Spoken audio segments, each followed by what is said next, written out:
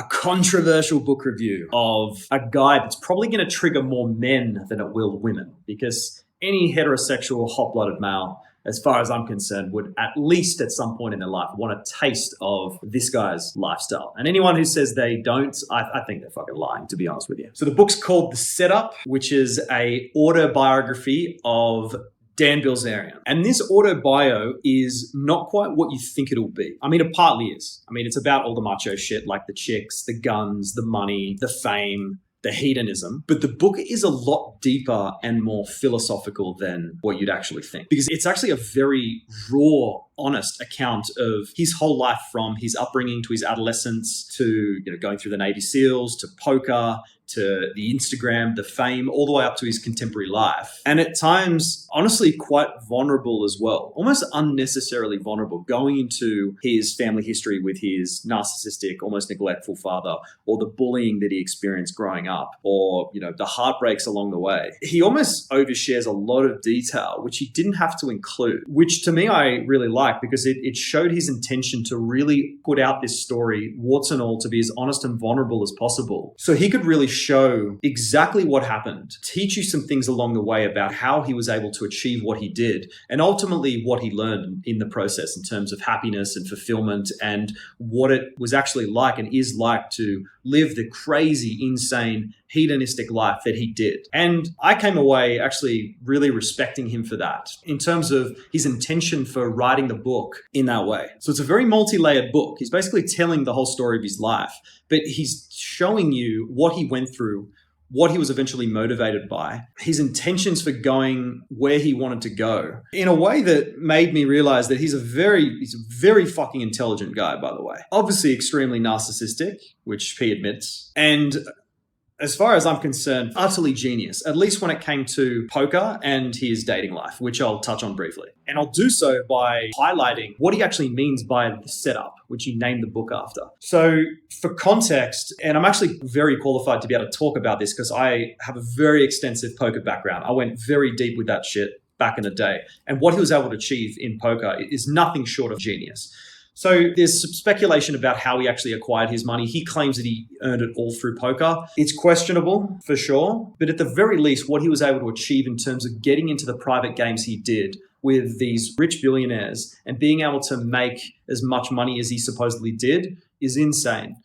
So basically, his philosophy of the setup is leveraging certain environments and leveraging certain perceptions that people have of you, so you could benefit favorably. So to use the poker example, what happened was, because he had an extraordinarily rich father, so everyone basically thought that this guy was just a young, rich trust fund baby. So not only that, he had a reputation for playing poker in a very extremely aggressive, ultimately exciting way, which not only made the games fun, but ultimately, because he was so aggressive and almost reckless, or at least it seemed, with how he played poker, they thought that they could just take a bunch of money off this guy. But they didn't realize that Dan was actually an extraordinarily good, at least at the time, poker player. So he played up this image of, I'm this rich kid, I play super aggressively, I've got entertaining chat at the table, I'm going to give you a lot of action, I'm going to be raising, betting, bluffing, I'm going to make it look like I'm just this crazy kid who's just going to spew off a bunch of money to you. But meanwhile, it was actually very calculated because he knew exactly what he was doing.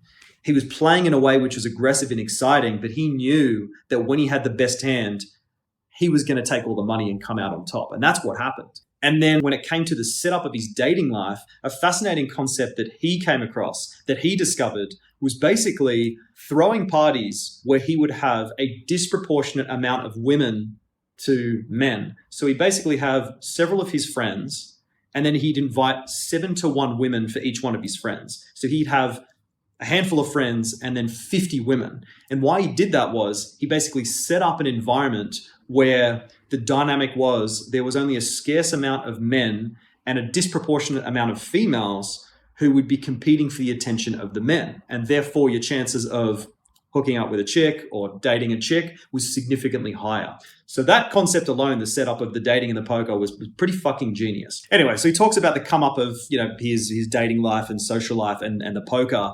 And then the setup with the Instagram was when things got really interesting. So as he started to scale up his lifestyle, he started to document it online on Instagram and started to get attention.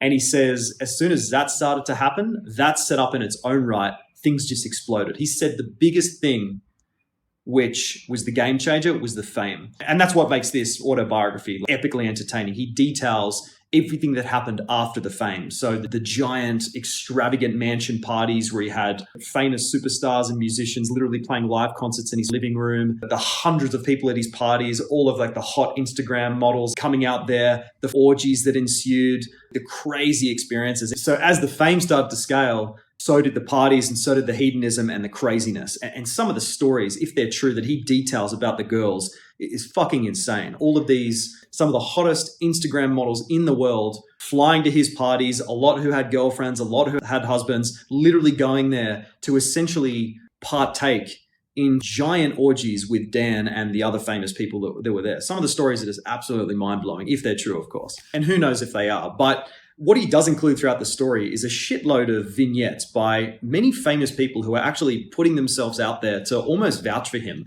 telling stories or, saying like nice things about him.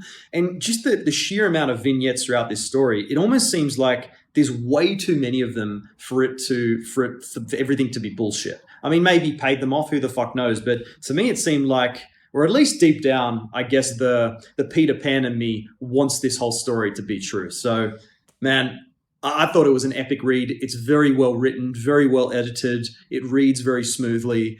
And one of my favorite autobiographies for sure.